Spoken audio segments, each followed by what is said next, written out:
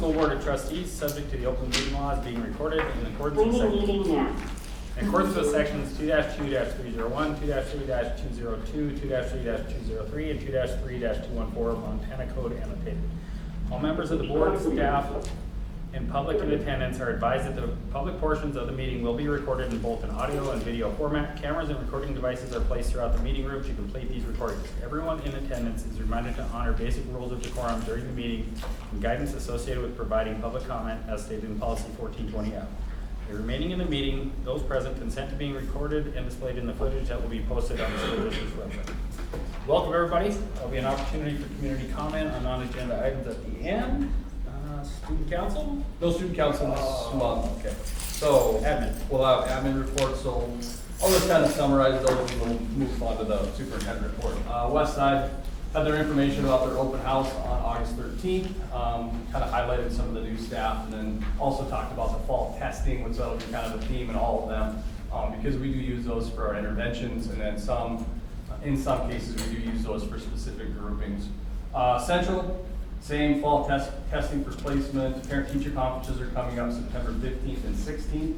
It's hard to believe that we're almost halfway through the first quarter. Wow. Some schools just started. Right. Yeah, but when you start in early August, and then they have actually seen 16 new students this year, I think. Did I get that right? Wow. Okay. Middle school, they've got some on the enrollment, which is always kind of nice to see, and you'll see the high school did the same thing. So they have a little bit of an idea of what we're planning for down the road. And then they also have their attendance percentages for August. They did talk about the web leaders, so that's kind of an interesting group that they have. It's very similar to the Link crew. They'll bring the new students in, so they work with the 6th graders. They kind of introduce them to the building, similar to our Link crew at the high school, where they work with our freshmen and new students, and they show them around a little bit. High school, again, they worked with, they have the enrollment charts right away. The bottom one is the one where they're projecting for out to 26, 27. Obviously, we don't take those like as is because of the number of homeschool situations we're starting to see, but that would be pretty close as far as trying to look at the outlook. And then he did wrap up. He has an interesting looking at the AC gym project, just the little stuff that had to be finished up. Munson's, she talked about her staff. There was a new SPED law that came out of a court case that we are now going to have to follow. So if you end up with a student that's on an IEP, if you graduated them because of the IEP, you have to send them a letter saying that they can continue to come to Sidney until they turn 22. So we've had to go back and look to see if we had any of those. For last year was as far back as we had to go. We didn't have any, so there was nothing for us to report. But we'll kind of keep you in the loop. There's not very many of those, to be honest with you, but we will run into a handful over the next 4 or 5 years. Title. Tom talked about the qualification numbers for our new Jumpstart program. So really with the Jumpstart side of it, with qualifications, we have our new early literacy program, which is the half day now. So really we're our K1, which is our half day kindergarten, that's taken over for the early literacy program. This is separate. They would qualify for, what's the name? Waterford. Waterford, thank you. So, and none of them are really taking advantage of it. And then Tom also put the numbers in. So we got our title money back from the federal government, and we are short from last year $116,492. So yes, they released those funds, but they also shorted us about $120,000. So, and we'll talk about the impacts of those down the road. Some of it is not as impactful as others. When you start looking at professional development, it's nice to be able to have money for that, but yeah. So budgets will be a little tighter on the title side. Superintendent report, you can see the overall enrollment for the district at 1,240. No change from last month and down 5 from last May. Calendar of events on page 10. So are decreases people moving or just going out of school already? I wish those two were here. we've had a handful that have gone to homeschool. I think that that's gonna truly be a big trend that we start to see. Because they have all the other capabilities Right. any of our other students do. I believe there was a dropout in there. I can ask them and get back to you on I mean, it that. just seems weird that we've lost 13 kids in a month. Yes, right, I mean, it's great that we got 13 at Westside, but. right. And we sometimes run into situations where they enroll and they just don't show up. Right, okay. Mrs. Romo, did you say some of your new students were previously homeschooled Yes. and now they're in the public school system? Correct. How many-ish, do you know? I would say 6 of those maybe. And Have I they gone to res- Westside? I mean, Previously? yeah. No. Yeah, so typically when we test them, we come in a little lower than most of our kids, but that's also our test, like, and we're, what's the other thing on that? They'll come back. Okay, sorry. Page 10 and 11, you have your events. The NEMAS, that's my superintendent, my monthly meetings that I have. So we have a couple presentations on evaluation platforms. We currently use the 2013 Danielson framework for that, which is somewhat of what we've negotiated in the bargaining agreement. I would like to, when we open that up next spring, talk about looking at a different evaluation tool and updating there's a lot of schools still use the Danielson framework, but there's a newer version of it, and both of these have that. This call is being recorded. Good. Policies were also discussed at the meeting. There was a lot of frustration about MTSBA was sending out the policies, it wasn't just me. We also discussed how they no longer give recommendations about requiring policies. Most of the wording is basically turning to referencing state law. And there was talk about creating one policy that ensures the district follows all state laws and regulations. That would be awesome. But they're looking at that actually, like Calaveras is looking at it, Felton Martin is looking at it. So that would definitely simplify things for us on the policy front. And then the state accreditation's been paused for a year, so they made a big change to that. They're pausing it. We were randomly selected, our region was, to be the first group to do it. So we won't have to do that this year. There's still gonna be some things we have to report with teacher licensing, some civil rights data, and some other things. Curriculum will continue to focus on curriculum alignment through the Atlas platform, where elementary teachers will be working on English language arts with our newly adopted program, and this will give them a year to work on the mapping and pacing for those lessons prior to teaching it. So we're on pause for teaching it, but they will have all of the mapping and the pacing set up to start next year. Our middle school and high school teachers will continue to finish up their core classes and start on electives. Buildings and grounds, I kind of swiped this somewhat clean because we were just looking at all the projects from last year, so we'll start on the ones for this year. Right now, we're waiting on the particle board replacement around the windows at Central. I'll get a hold of Mr. Klinke on that to see when they're planning to come to do those. Hopefully they get to those this month. That's what they told me. So, and then Westside had some minor cement work on the playground and the front sidewalk, and then we're still trying to get to this AC unit kind of figured out, but they worked with Core, and it was 68 in my office when I got here. It was awesome. So, threat assessment, we did have one threat assessment at the middle school, and there was no major threat determined, so the situation was handled informally. Labor management has not met yet, but they do plan to meet Wednesday, September 24th at 4:10 in the high school library. Did we decide who's on that? Yeah. Committee? No, we didn't figure it out. So labor management for the newer members. So if there's anything that comes up with the administration or with the teachers that could potentially be resolved with just a meeting of that group. So that would consist of at least one teacher supposed to be for every school, correct? And then your principals and superintendent, and we typically have 2 board members on that. So sometimes you show up and they just do a check-in of how things are going. Sometimes there's, when we've had to cover duties and things like that, prior to our last negotiation, that was an issue, which is how we ended up negotiating that into the master agreement, was because of those concerns that came up. So, a lot of good, typically they're pretty positive meetings, but yeah, I so. think we'd be here though. Are we meeting here now? Change that. Okay. I'm good with that. Neither here nor there, but I Yeah, that sounds great. think it's more centrally located for everybody. Sure. So like I said, typically we have 2, you don't have to decide right now, but,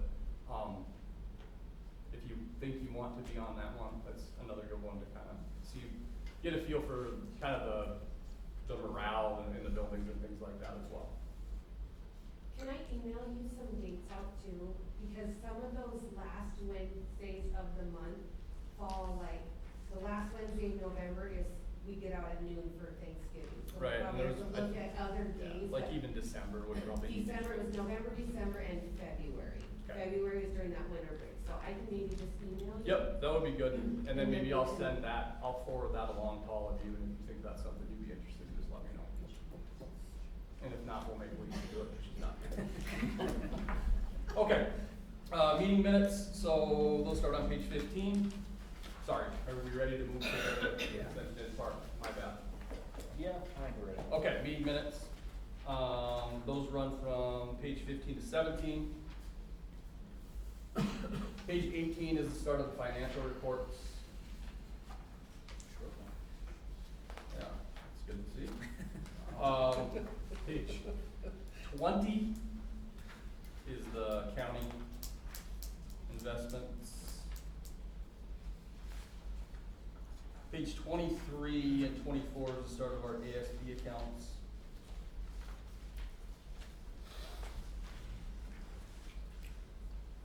And then there's the activity of the ASB account on page 26. On page 28, so when we closed out Talon paid the middle school student store, and that amount needs to be distributed to the groups that work, so middle school web, middle school science Olympiad, and middle school library. So we will transfer that money to those accounts from the middle school student store account. Bus routes, we do have to approve all of the crossings. They're really difficult to see with the format that he had them in, just because you can see the student and then where they cross, but you can see like on page 29, right by that number 22 and 15, that is one place that a student has to cross a roadway to enter the bus. So there's one on Route 1. There's one on Route 2. Route 3, this was the only change that we had this year, so I think a couple of you board members heard from a community member. So we did change that route, so we're going in to pick those students up and then flipping around and coming back to get back onto the highway. So that got approved today. And there's 3 crossings on that route. Route 4, there's 5 crossings on that. That looks like it's out by the golf course, which makes sense over there. And then Route 5, we have no crossings on that route. And I take that back, when you zoom out, we have 8 crossings on Route 5. And Route 6, there are no crossings. No, he zoomed out again, there's 2 crossings on Route 6, my bad. Okay, page 37. So these are the out-of-district attendance requests from students going from our district to another district. All of those came in from Fairview. It's pretty typical to see them go like that because of the timing when they send those to us. So those are all the artifacts that I have to send together. Okay. We ready? We're ready. All right, all recorded board meeting minutes must be reviewed and approved at the following board meeting. As you review the meeting minutes, please make note of any additions or changes that need to be made. I recommend to approve the board meeting minutes for the August 18th, 2025 meeting. Make a note of that every month. Warrants and claims. In accordance with Board Policy 7326, all financial obligations and disbursements must be properly documented. The documentation must specifically describe the goods, services acquired in the proper budget item for appropriation. I recommend to approve all claims, payments, and cancellations as presented. ASB transfer accounts, counts and transfers in accordance with Board Policy 7425. The Board of Trustees should conduct a monthly review of the ASB account balances reported by the Deputy Fund Custodian. I recommend to approve ASB balances, transfers, payments, and voided checks as presented above. Bus route and crossing approvals. In accordance with Board Policy 8110, the board reserves the right to change, alter, add, or delete any route at any time. Such changes are deemed in the best interest of the district. All bus routes must also be approved by the County Transportation Committee. This committee met on September 8th, today, 2025, to review all area school routes for approval. The Board of Trustees shall also approve all school bus stops requiring a child to cross a roadway to enter a bus. Those specific stops are marked with black X's on the bus route diagrams provided above. Recommend to approve all bus routes and crossings for the 25-26 school years presented above. 25-26 neighboring school attendance requests. Each year, neighboring school districts receive attendance requests from families residing within our district. These schools are required to send us an out-of-district attendance agreement for these students for board approval and acknowledgement. It's the same process we follow for out-of-district attendance requests received by parents residing outside of the district. Recommend to acknowledge the attendance requests for in-district students to attend the requested school districts, which is Fairview as presented above. New hires, Ashlyn Kern, special education aide, and Shen Hollinger, part-time custodian at the middle school. Recommend to approve the employment of the recommended hires for the 25-26 school year pending a reference and background checks. That's the consent agenda. Do we have a motion to approve the consent agenda? I'd make a motion to pass the agenda as spoken. It's been moved. Do I have a second? One second. It's been moved and seconded. Any further discussion? All those in favor say aye. Aye. Opposed? Motion carries. Okay, I will try to not get mixed up today. So I pulled mine out just in case. You want mine? Perfect, thank you. Okay, so, second reading board policies. This should go fairly quick because we did review these. I do want to make sure that we make note on those two discipline policies, and Sarah, you had mentioned that. Calava and MTSBA said that those are recommended, not required. So we have the wording on there for the name, pronunciation, and all that. Where, which one are you talking But we'll get there. I just wanted to make a note that those are not required. They are recommended. I'll make note of that when we get there. Okay.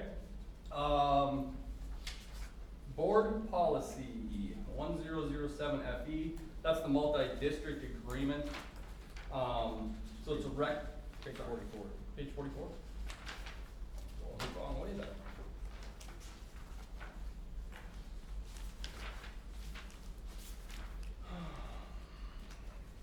Okay, so this is recommended. It amends provisions related to multi-district agreements and provides an incentive for countywide multi-district agreements. This also outlines the requirements and minimum qualifications for multi-district agreements.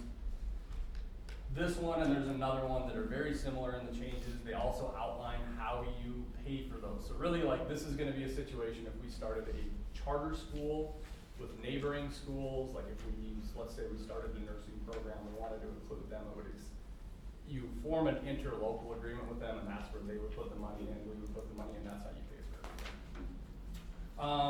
109 FE, recruitment and retention, that amends requirements for hiring a recently retired teacher to allow for hiring a retired teacher who's employed to substitute teacher, mentor, and newly hired teacher. There's also a couple of other things that went along with that. That was kind of the main thing that I saw in that one though. 1015 FE, personalized learning opportunities. It includes wording for coordinating between the school, the place of opportunity, the student, and the student's family.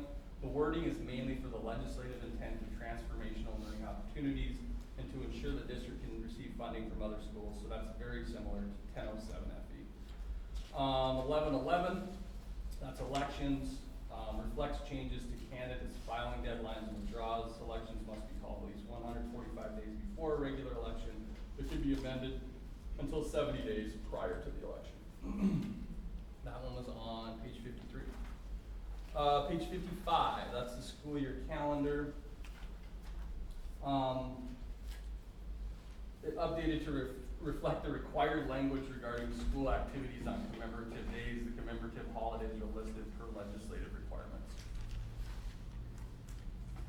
2132, student and family privacy rights.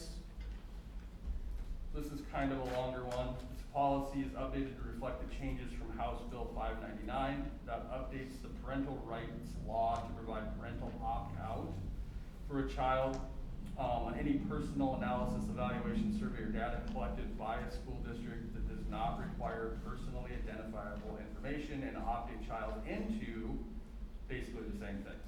So that was where their rights changed somewhat on that.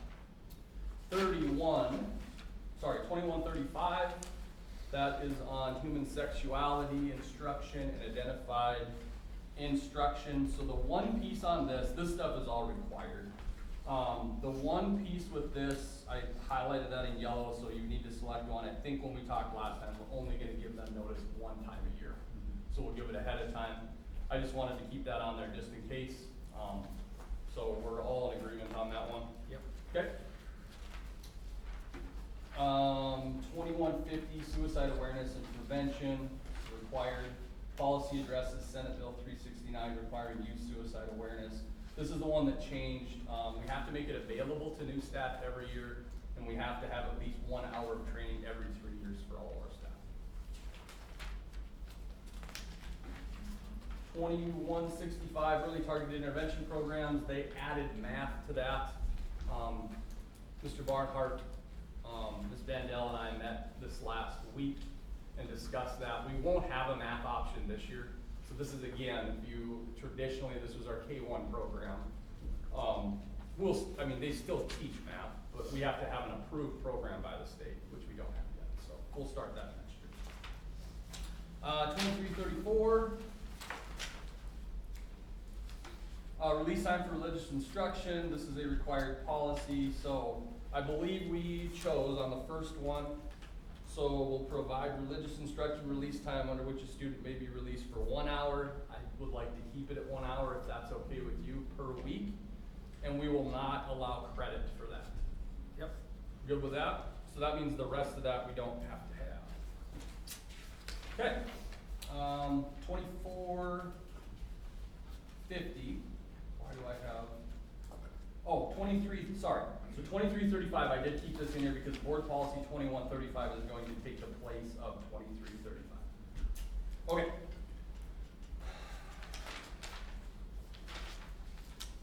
$24.10. Oh, I didn't put this in graduation. We want to leave this as is. It's only if we're going to offer credit for religious release. $24.50. That is the recognition of Native American culture. It's required minor wording changes to this policy to reflect Senate Bill 181. Changes working cooperatively to in consultation with tribes, close proximity. Page 72, that's 3110. That was one that we were always super nervous about, just as a really quick background, because that kind of allowed us to keep, it kept the power with us to have a half-day kindergarten program.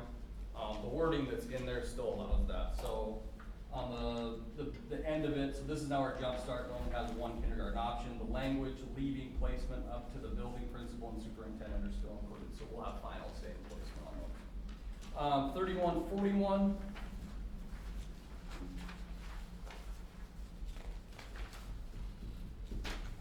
Out of district attendance agreements.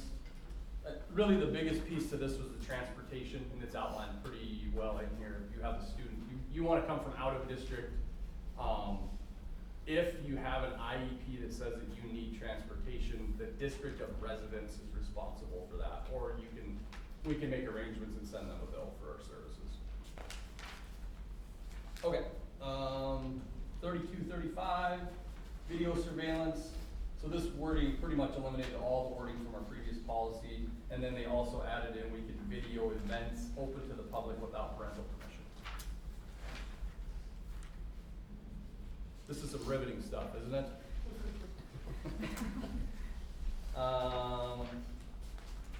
3410, student health, physical screenings. Is this where they added mental health? Yeah, they just added mental health to those screenings, so it's not just physical health, but there's mental health as well. 3416, we do need to talk about this one a little bit. So this is the administration of medications, and it basically says that we can stock extra inhalers, we can stock extra EpiPens. The last one that they had was we can stock extra opioid. Yeah. I know we had a brief discussion on that. I think we kind of settled on just let the police and the EMTs, that kind of where we, Okay. Was that for Narcan and Epi? No, that's for the Just for Narcan. Narcan. So we typically, not always, but we typically try to have extra EpiPens. The inhalers, we don't see a ton of that for those. So you have Maybe to, your- yeah, I think the inhalers are different, so, but an EpiPens would be great to have. Yeah, and we've had extras sometimes, but, yeah. Those, they're not easy to get is a problem. And they're pretty expensive. How, they have a short expiration, like a decent, Yeah. short expiration too. Yeah. I did see on the opioid one, which was kind of interesting, that you could actually administer that even if it was expired and not be held liable, which is shocking. Okay, 3612.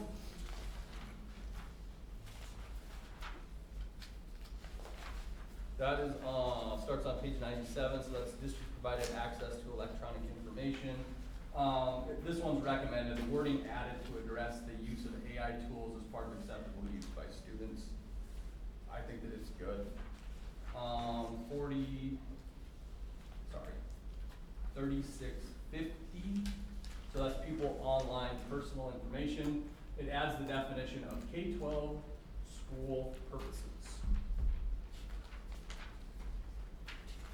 3655, student protection, new requires any person who will be supervising students in any capacity to complete a fingerprint background check. This is where the hang-up is with this one now.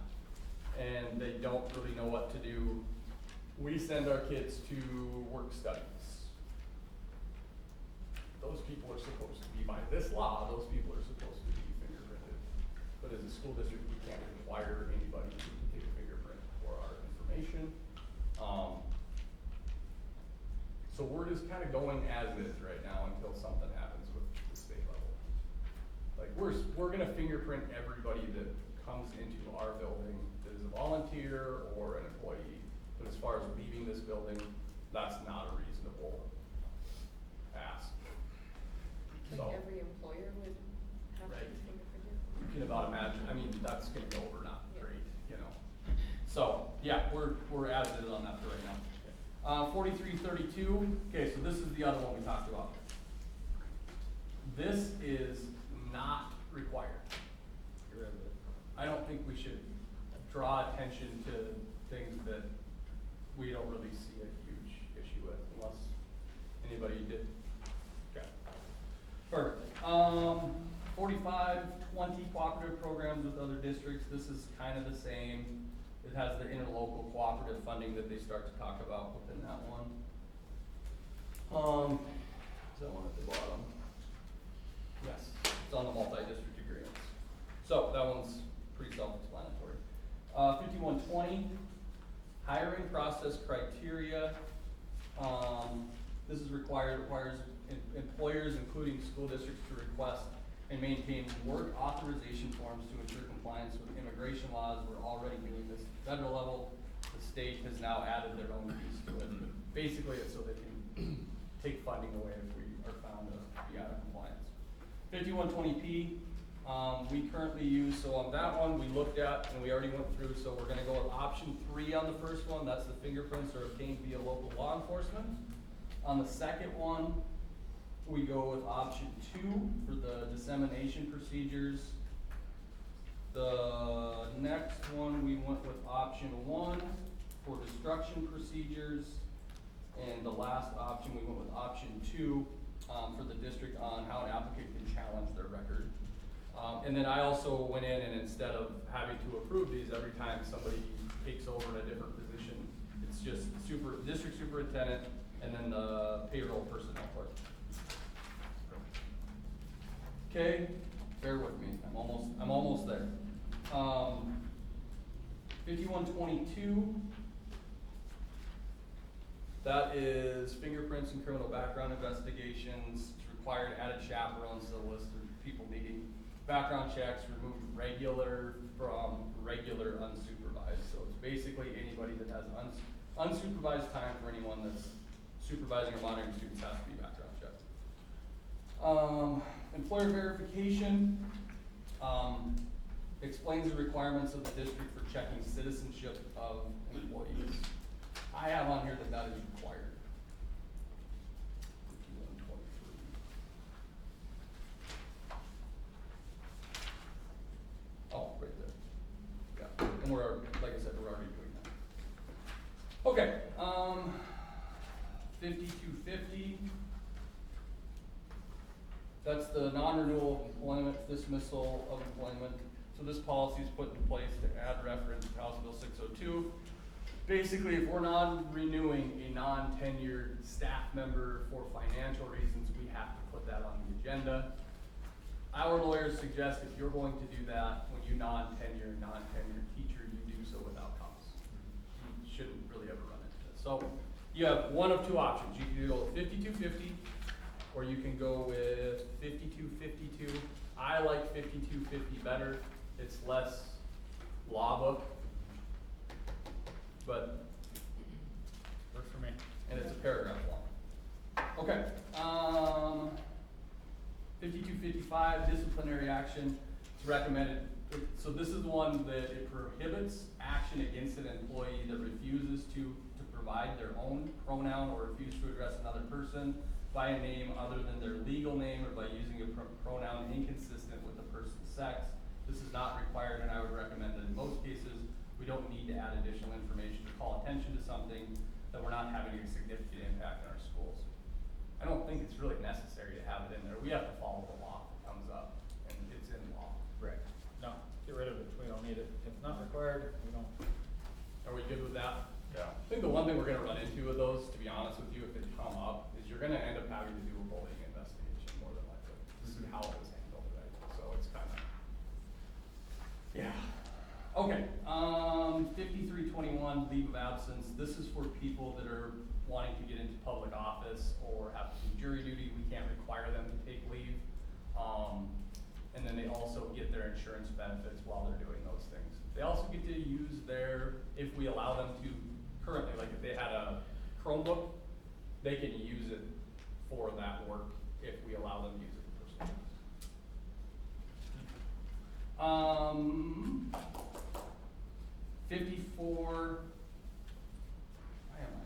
5430F, right? Volunteer agreement form. Changes of this policy are made to align to board policy 3655. It's just a form. 7320 purchasing recommendations. So this is what I got from BIA, so I wanted to read this because this was a little confusing to me the last time. So this optional language is provided if a board wishes to adopt the Montana Procurement Act, which provides other options than traditional bidding. In certain qualifying situations, a school district cannot rely on extension purchasing rules or sole source rules without having adopted all or a portion of the Montana Procurement Act. If this has not been done by a district, it can adopt this policy revision to adopt the entirety of the act. Some districts may have adopted policy 7520, which defines the specific provisions. A district only wanting to adopt portions of the procurement can use this policy, which is attached by identifying the specific portions. However, by specifying only certain portions, this risks not being able to use another option if not specifically delineated as adopted. So my thoughts are we adopt what is in green on page 125 in case we ever get to the situation where we want to use a different option. I agree. Works for me. Okay. 8111, transportation of students with disabilities. This goes back to the district of residents. So legal reference to students' transportation laws are added to this policy along with the reference to the law requiring transportation by district of residence for an out-of-district student who has transportation as a related service. That one is required. Okay. I did a little bit of research on these things. So on page 129 and 130, this is where we get into 8301 with the district safety. So they're talking about those locking devices on doors. Now, there were some that were like super sophisticated, also super expensive. To me, if we wanted to do this and we wanted to put it in all of our rooms, and I just kind of guesstimated with the figures. So if you had these in 150 rooms in the district, it's it's gonna run us about $12,750. I went with the second one because it's not on the floor. We're not adding anything to our tile, we're just adding it to the door, which makes more sense to me. So basically what it is lockdown situation comes in, you shut the door, and you slide this down into the locking position there. So it's not like it just hangs out with the door all the time. We're just gonna have to figure out how we're gonna have, like, if we're not in a lockdown, where are those things at? Because you can't lose that. If I it's wonder, not does it in. slide in the other way and face in? Oh, it could. You know what I mean? Yeah, I'm just worried, like, if we have Kale come and look at it, if it's gonna be a trip hazard. Have you talked to Kale at all? I wanna decide on this before I even went that route. So, I'm figuring this is gonna cost somewhere between 10,000 and 17,000, depending on, I know that's kind of broad, but It's a drop in the bucket. but you're also looking at, like, you're gonna have to put them in, like, with the kitchen, and Right. you're gonna have to put them into computer labs and title rooms. I mean, so it's not just certified staff. Right. So, Do the principals have any input? they all want them Yeah. from our last admin meeting. I think it's smart I think if we're it's a looking good at school idea. safety. Yeah. And it's, I mean, if you look even at the one, it looks like it's maybe 2 screws that you put in the door. Right. All of our doors will support that. I'll look. Okay. Yeah, I will look. It seems like most of our doors, like if you look at that metal plate, a lot of ours have that. Right. I'm more looking at the door frame. Right. You know, Yeah. pull that hook on. Yeah. I would assume they probably just slide in the other way, and I don't know that that would be much of a trip hazard. So the reason that I brought that up is because 8301 is only necessary if you get these. Okay. So I mean, if we put it in, we can make a decision on when we want to pull the trigger to get it in and get them installed. Yeah, no, that's fine. Can you get a sample to see how it works, or just the picture? I mean, can you like request it? Yeah, you can, on their website, yep. And maybe send them over to each school and see, because it looks like, that's gonna take a second. If you're in a panic, Yeah. I think this is a great idea. And you have to really make sure that they're fitted to the door right. Yeah. Otherwise, it's not gonna make it around, or Yeah. it's gonna be too loose, so. Right.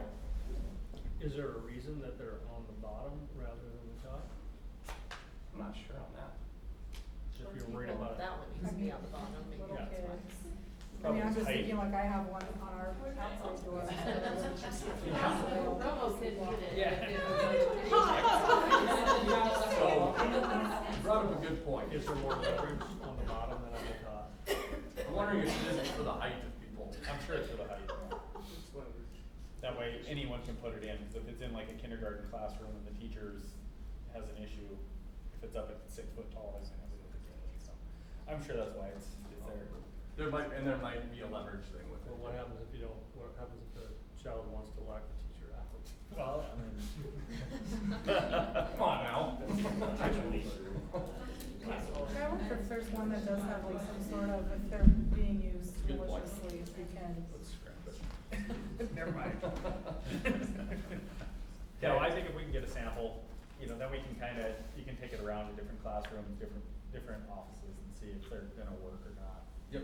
But, yeah, I think we should move forward with the policy. Put the policy in, if we decide we don't, it's not feasible, or we wanted something else and we have to, like, if we have a time frame on this, Right. we can always get rid of this policy until we have the rest of it. figured Yep, no, I'm good with that. Okay, and then 8450 automatic external defibrillators. So this revision changes the requirements for maintaining a written plan for AEDs to only written notice of the location of the AED to the 911 service covering the area of the district. This also provides that the county attorney may bring an action in district court if an AED is used in violation of law. Oh, okay. Any questions on those? It wasn't too bad.